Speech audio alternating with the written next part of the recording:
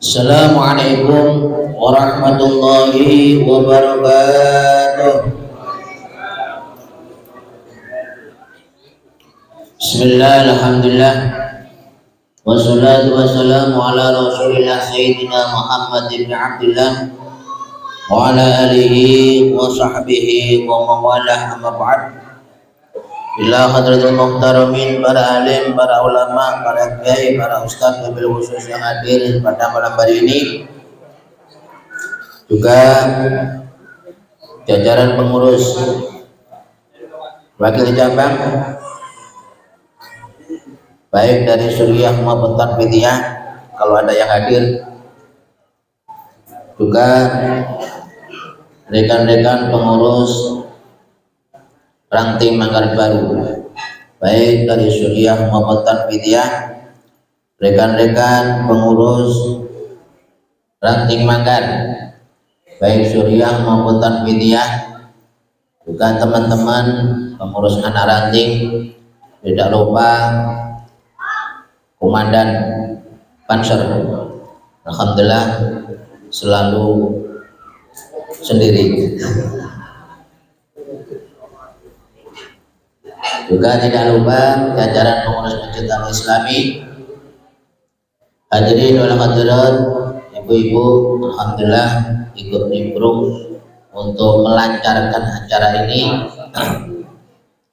Semoga kita semuanya pada malam dengan rahmat kasih sayang Allah, izin Allah, semoga kita selalu diberikan kekuatan oleh Allah, kekuatan untuk menghidupkan sunnah-sunnah Rasulullah, diberikan kemudahan, keringanan oleh Allah untuk menjalankan sunnah-sunnahnya, dan semoga kita semuanya ditetapkan oleh Allah sebagai umat yang dinam dan menjabat syafaat yaumil qiyamah. Amin amin ya rabbal alamin. Sholawat ma'asalam talubat tawasulkan kepada junjungan kita baginda Rasulullah sallallahu alaihi wasallam. Semoga kita betul-betul diakui oleh Rasulullah sebagai umatnya, dengan pembuktian kita selalu gigih untuk menghidupkan sunnah-sunnahnya sebagai bukti cinta kita kepada Rasulullah sallallahu alaihi wasallam. Man ahya sunnati faqad ahabbani wa man ahabbani kana ma'iya fil jannah. Jangan pernah ragu, insyaallah dikala kita kuat untuk menghidupkan sunnah Rasulullah, kita juga rajin mempertahankan sunnah Rasulullah, melaksanakan sunnah-sunnah Rasulullah, insya Allah kita nanti ada dijanjikan oleh Allah Subhanahu wa Ta'ala lewat syafaat baginda Rasul akan bersama-sama di surganya Allah Subhanahu wa Ta'ala. Amin ya rabbal alamin. Alhamdulillah pada malam hari ini walaupun cuacanya agak mendung-mendung, alhamdulillah, dan juga hari ini rombongan Manggar Baru yang dimandekani oleh Bapak Haji Swanti, selamat datang semuanya. Terus terang pada malam hari ini banyak kegiatan bersamaan. Jadi pelatihan pagar nusa ini sudah tergantung sama Pak Komandan Panser aja. Kalau pelatihan pagar nusa selalu bersamaan malam minggu, tidak tahu wallahu alam bisawab. Nah ya, kalau terus bersamaan ya wallahu alam, wis pokoknya kuat-kuatan naik ya.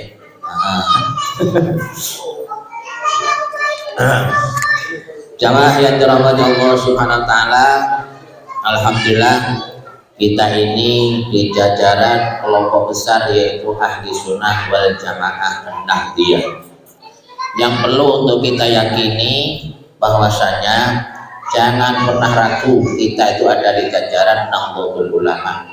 Kita yakini amaliyah-amaliyah yang ada di Nahdlatul Ulama insya Allah aswaja murni ahli sunnah wal jamaah. Di antara salah satu ajarannya di dalam NU ini tentang masalah watoniyah atau kebangsaan, bahwasanya di kitabnya ini Khadir Syekh Hasyim Asy'ari sampaikan al-maqasidul hamsah, bahwasanya Islam itu sangat menjaga kepada beberapa hal. Itu juga Nahdlatul Ulama ini seiring dengan apa yang difirmankan oleh Allah Subhanahu wa taala, diperintahkan oleh Allah, disunahkan oleh Rasulullah sallallahu alaihi wasallam. Yang mana negara ini merupakan salah satu fondasi untuk kita ini beragama. Maka disitu dikatakan hifdzuddin, bahwasanya peran agama di dalam negara, peran agama dalam diri kita ini sungguh sangat-sangat berperan, sangat penting, sangat luar biasa. Kita ini hidup di dalam masyarakat, hidup di dalam kenegaraan, tak akan mungkin kalau lepas dari agama. Agama adalah menjadi satu fondasi di dalam kenegaraan, di dalam kehidupan kita. Karena kita yakini agama ini, agama Islam ini mengajarkan untuk Islam, mengajarkan kedamaian. Tidak ada satu agama pun, baik non muslim, baik non Islam, yang mengajarkan untuk peperangan, yang mengajarkan untuk mencaci maki, yang mengajar untuk saling membuli, saling bermusuhan, saling bunuh-bunuhan dan lain sebagainya. Tidak ada. Justru Islam datang itu untuk memberikan penyelamat, salah satu solusi daripada ajaran-ajaran kebiasaan jahiliyah. Islam diturunkan oleh Allah untuk segala masalah ini supaya damai. Kalau toh memang ada orang Islam kok tindakannya itu adalah mengajak permusuhan, ada orang Islam tindakannya untuk mencaci, membuli, membohong dan lain sebagainya, jangan disalahkan Islamnya, disalahkan oknum-oknum yang memang mereka ini tidak menjaga terhadap agama Islam. Berarti keimanan mereka belum sesuai dengan apa yang diperintahkan oleh Allah Subhanahu wa taala. Yakin walaupun itu ajaran agama yang lain, Hindu, Buddha, Kristen dan lain sebagainya, mereka semuanya mengajarkan kedamaian, mengajarkan toleransi antar agama. Wa ja'alna ummatan wasatah, bahwasanya hakikatnya kita diciptakan oleh Allah ini dalam bentuk wasatiyah, tengah-tengah, tidak ekstrim kanan juga tidak ekstrim kiri.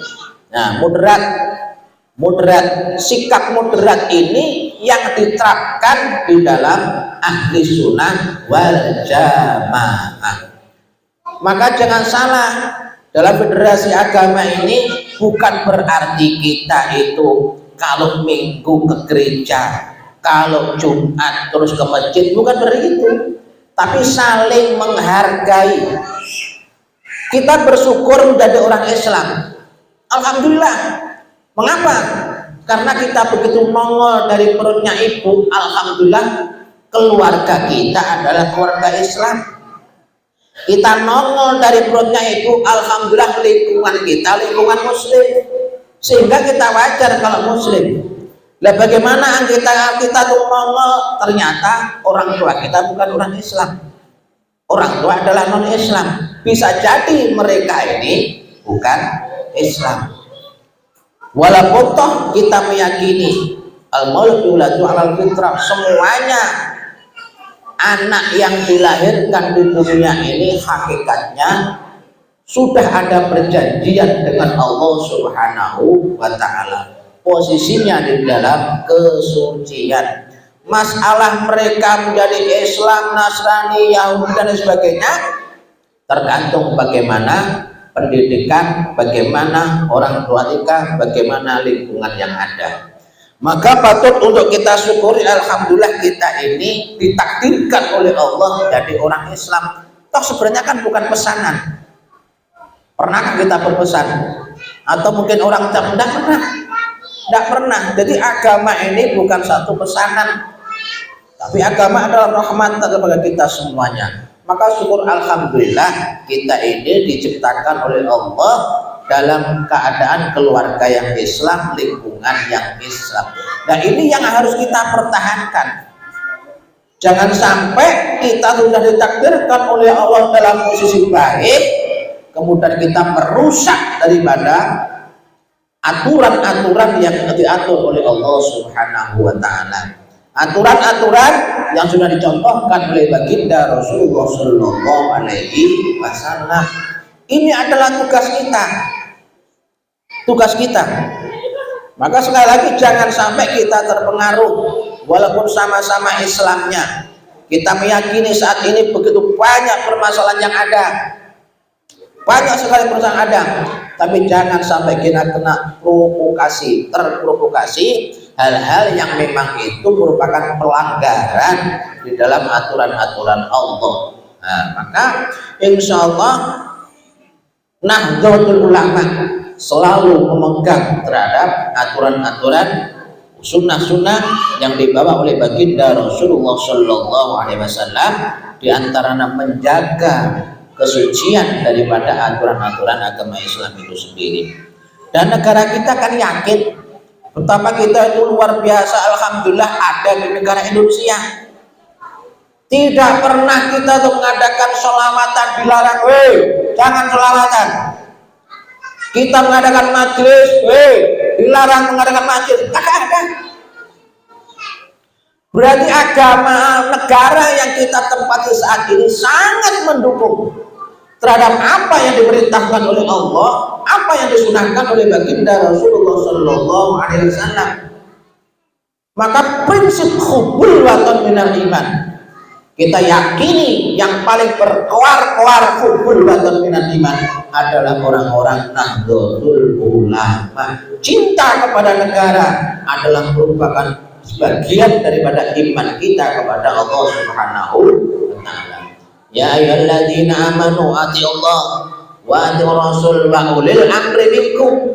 Nyata sudah ulil amri. Amrun itu perkara-perkara yang mengurusi masalah agama. Kalau ulama orang ahli ilmu namanya ulama. Kalau umaro, amrun itu jamaknya adalah umaro, hakikatnya adalah pemimpin. Jadi sudah di dalam Al-Quran pun yang dicantumkan adalah pemimpin-pemimpin kita semuanya. Dan alhamdulillah di dalam negara kita ada umaro yang memimpin masalah pemerintahan sesuai dengan apa yang ada di dalam Al-Quran. Juga al-ulama warasatul anbiya, kita juga wajib taat kepada ulama. Justru yang termaktub di dalam Al-Quran adalah umaroknya. Nah, pemimpin-pemimpinnya. Nah, ini merupakan salah satu petunjuk. Jangan sampai kita ini membangkang terhadap aturan-aturan yang ada di dalam pemerintah. Selama pemerintah tidak absolut, selama pemerintah tidak anarki, maka tetap kita wajib taat kepada aturan-aturan yang dibuat oleh pemerintah. Dan kenyataannya di Indonesia tidak pernah memberikan batasan-batasan kepada orang-orang yang beragama. Maka kita di Nahdlatul Ulama seiring dengan aturan-aturan yang ada di dalam pemerintah, juga aturan-aturan yang ada di dalam agama kita.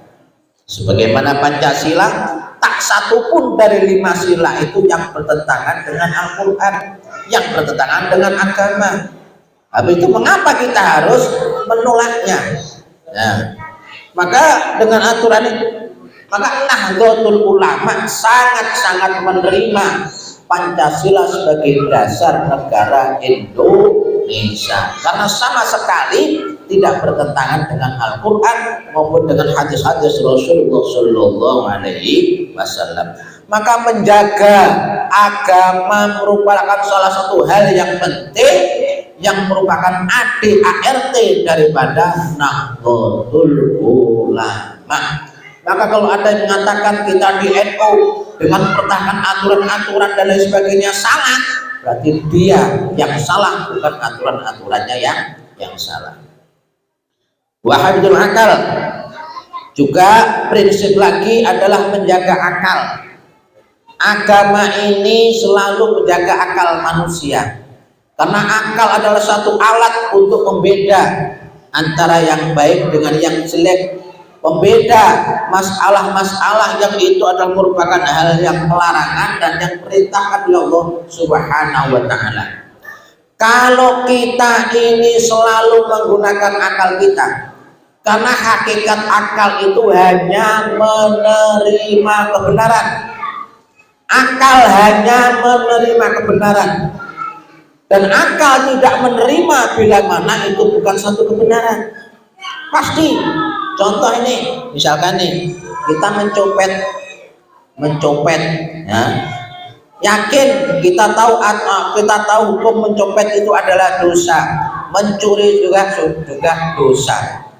Kalau kita menggunakan akal kita, pastilah berontak akal yang ada di dalam diri kita, pasti berontak.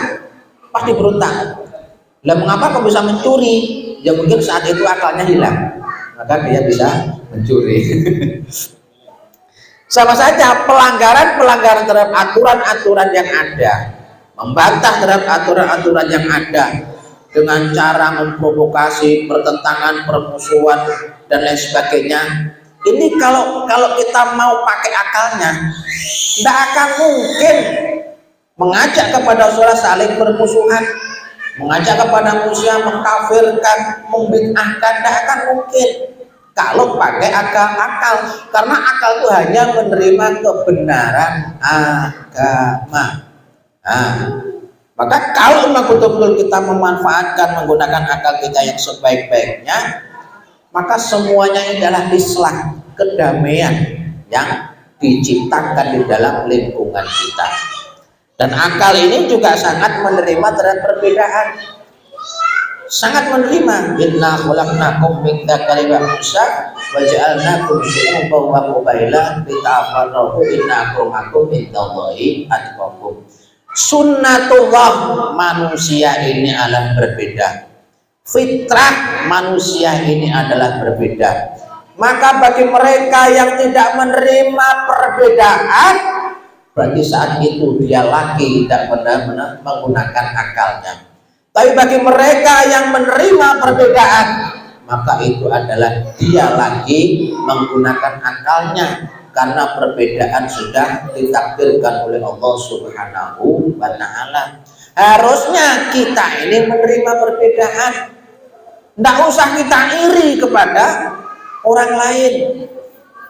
Kalau sifat iri, dengki dan lain sebagainya ini kita timbulkan dalam jiwa kita, iri kepada agama lain, iri pada kemuliaan orang lain, iri kepada kekayaan orang dan sebagainya, maka akan timbul pertentangan dengan akal kita. Karena perbedaan sudah merupakan sunnah Rasulullah, sunnatullah yang sudah ditakdirkan oleh Allah Subhanahu wa Ta'ala. Maka dari perbedaan itu untuk ta'aruf, saling kenal. Orang Islam dengan orang Kristen, orang Islam dengan orang Buddha, orang Islam dengan orang itu sebagainya. Kalau kita tidak menerima perbedaan, ya, bagi mereka yang tidak menerima perbedaan, tidak usah pakai HP itu. Itu karena banyak ciptaannya orang non Muslim. Tidak usah naik pesawat terbang. Pesawat terbang itu adalah yang menciptakan juga orang non Muslim. Kalau pakai hukum mantasabiqaumin fahuwa minhum, barang siapa yang ikut-ikut dengan kaum, dia termasuk di dalamnya. Apakah itu prinsip di dalam agama? Apakah itu yang dicontohkan Rasulullah? Coba kalau kita lihat kembali back to basic pada zaman Rasulullah. Yang diajarkan, yang disampaikan Islam oleh Rasulullah siapa? Dulu sebelum Rasulullah kan tidak ada orang Islam. Kalau kita mau mengajarkan seseorang, menyampaikan ajaran Allah, kemudian kita tidak ke-friend kepada orang yang non Muslim, bisakah kira-kira orang itu mau Islam? Bahasanya kan beda.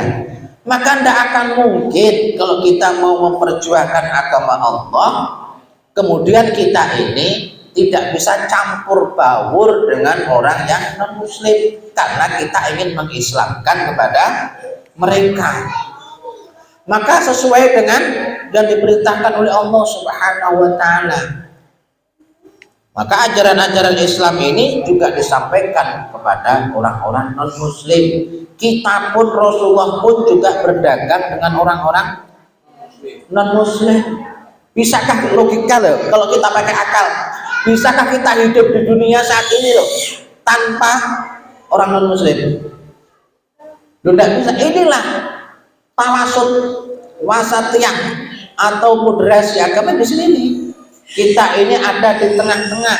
Kalau di dalam masalah muamalah, oke, tidak masalah mau pada siapa saja. Tapi kalau masalah ibadah, ini yang tidak bisa diganti-ganti.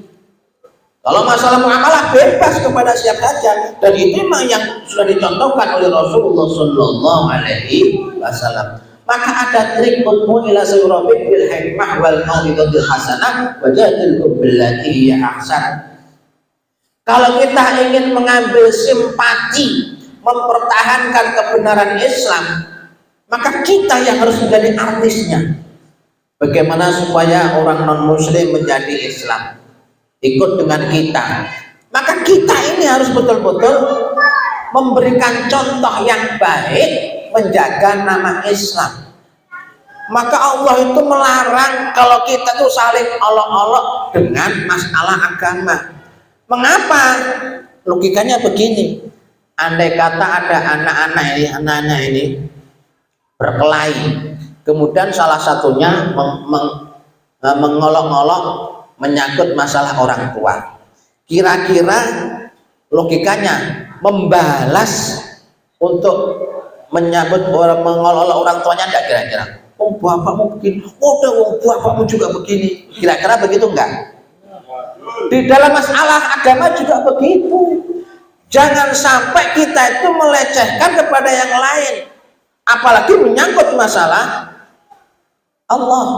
Kalau kita melecehkan kepada yang mereka imani, bisa jadi mereka ini juga akan mengolok-olok Tuhan kita Allah Subhanahu wa Ta'ala. Disinilah masalahnya. Di sini masalahnya. Maka ada islah untuk saling toleransi, saling menghargai antara satu dengan yang lainnya. Bapak dikhawatirkan, dan ini bukan pelarangan dari Allah, dikhawatirkan kalau kita ini melecehkan kepada agama orang lain, bisa jadi orang lain itu akan melecehkan agama kita, bisa jadi akan menyangkut, mengolok-olok kepada Allah Subhanahu. Ini yang menjadi masalah. Dan itu semuanya diatur di dalam agama. Dengan cara kita berperilaku baik, hakikatnya juga melaksanakan aturan-aturan Allah. Dengan cara kita mengikuti aturan-aturan yang ada di dalam negara, juga merupakan wujud iman kita kepada Allah Subhanahu wa Ta'ala. Wahidun nasl juga menjaga keturunan. Bahwasanya Islam ini juga sangat menjaga kepada keturunan. Juga di negara ini juga mengatur masalah keturunan. Artinya bagaimana supaya manusia ini selalu terjaga dalam Islamnya, bukan kayak ayam, bukan kayak embek, ya kan? Kalau ayam begitu bangun tidur dan tahu itu mamanya kah, anaknya kah, adiknya kah, hajar, ya kan? Kejar, edik, gitu kan?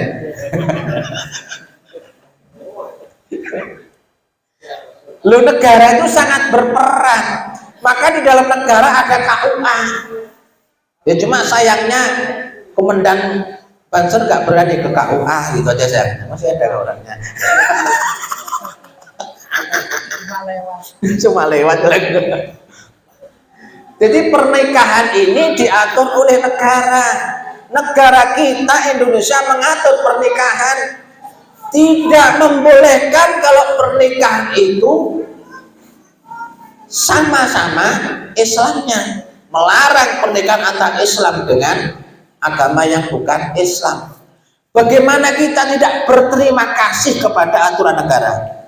Andai kata negara mengatur, wes bebas, orang Islam boleh nikah dengan orang non Muslim, apa yang terjadi?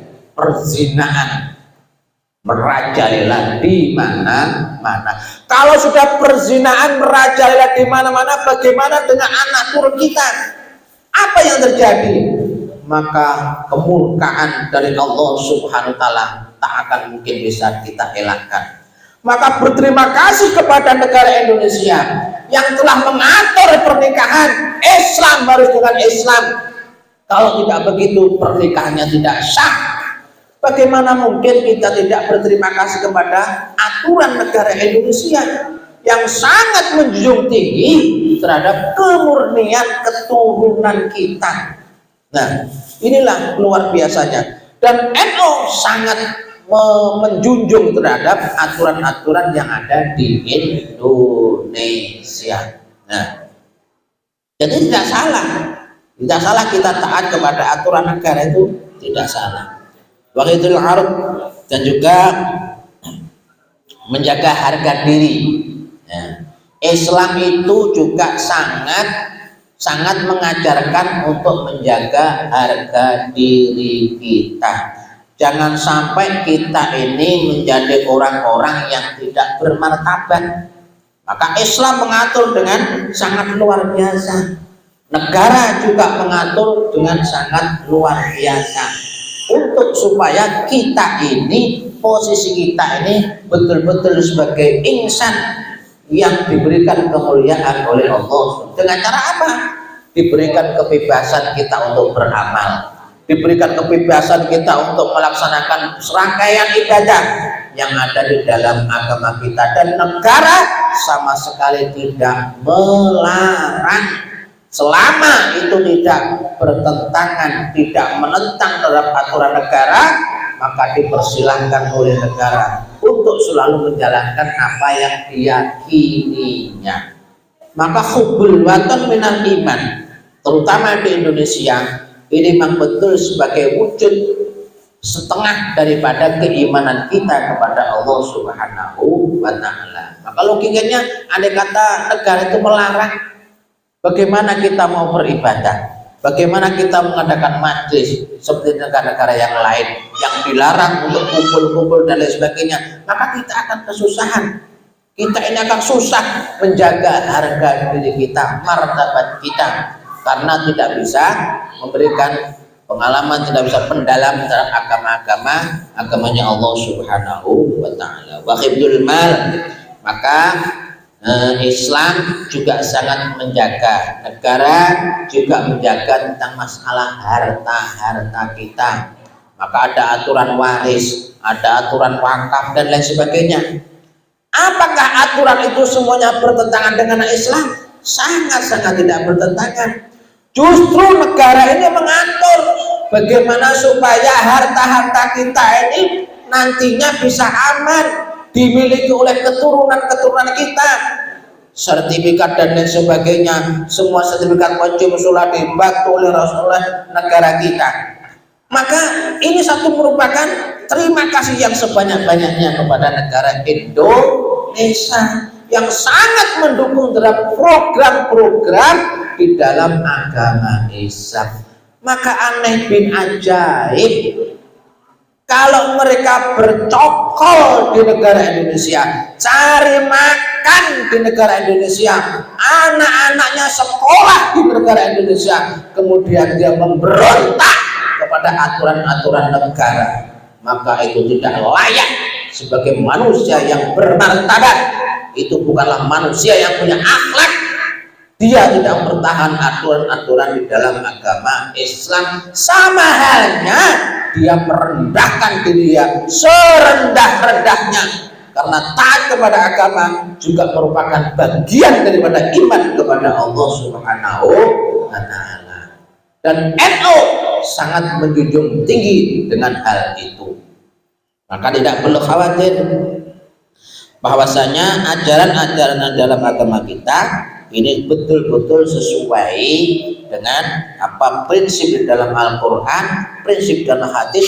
Begitu juga aturan-aturan yang ada di negara kita, negara Indonesia, tidak bertentangan dengan itu semuanya. Maka kita wajib bersyukur mendukung program-program pemerintah yang memang itu tidak bertentangan dengan Al-Quran dan hadis. Maka hubbul watan minal iman adalah satu prinsip yang harus kita pegang dengan kuat-kuat.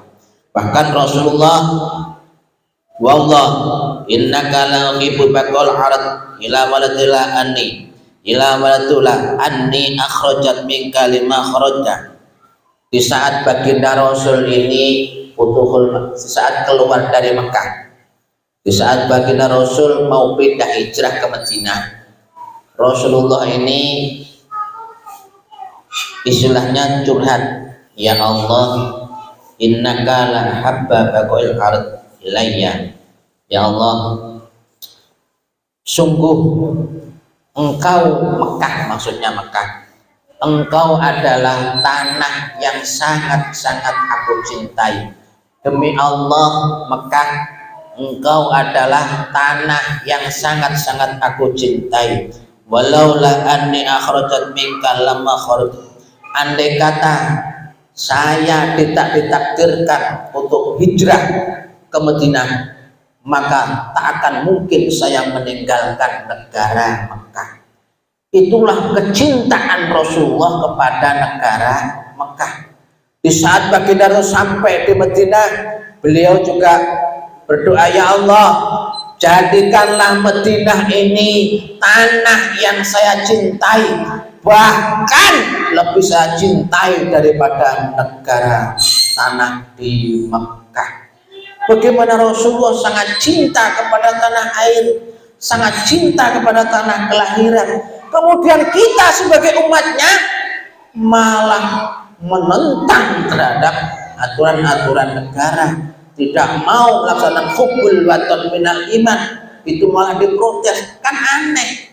Lah terus yang diikuti itu siapa?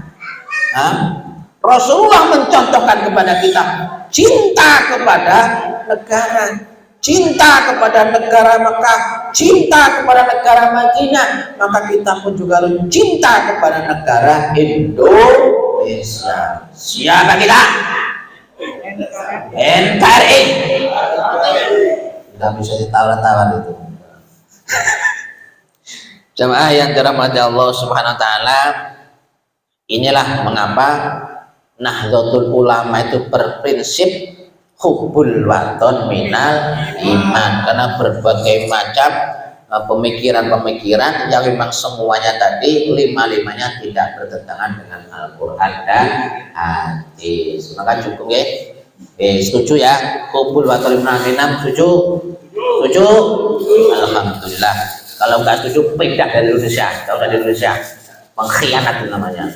Cari makan di Indonesia, hidup di Indonesia, protes aturan Indonesia. Harusnya angkat kaki. Ngapain di sini? Nah, jamaah yang ta'ala, semoga kita betul-betul selalu mendapatkan rahmat Allah Subhanahu wa taala. Ada di kapal pesawat besar Nahdlatul Ulama. Semoga inilah yang nanti kita ini akan bersama-sama para muassis Nahdlatul Ulama menuju surganya Allah Subhanahu wa taala. Amin ya rabbal alamin. Kurang lebihnya mohon maaf. Billahi taufiq wal hidayah wal afu minkum. Wassalamualaikum warahmatullahi wabarakatuh.